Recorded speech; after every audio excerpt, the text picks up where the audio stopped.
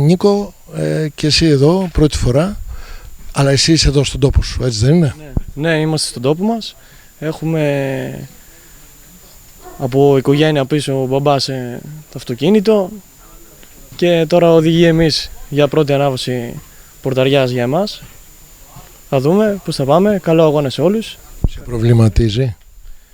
Εντάξει, έχουμε ένα μικρό άγχος. Να δούμε λίγο το δρόμο, όλα αυτά. Πρώτη φορά κράνος, ζώνες, όλα αυτά είναι πρωτόγνωρα για μας. Θα δούμε πώς θα πάει. Δεν θα ξεχνάς ότι σήμερα είναι δοκιμαστικά, οπότε δεν χρειάζεται να μπριζωθείς από το πρώτο μέτρο. Σήμερα βλέπουμε το δρόμο, να δούμε πώς θα πάμε και βλέπουμε για τον αγώνα ό,τι κάνουμε. Ό,τι κάνουμε σήμερα θα είναι το επόμενο βήμα για αύριο. Καλή επιτυχία, να έχετε καλό τερματισμό και μακάρι να συνεχίσετε και εσύ και ο Γιάννης που μίλησαν προηγουμένως. Ευχαριστώ πολύ, καλό αγώνα σε όλους. Αυτά. Να είστε καλά, γεια σας.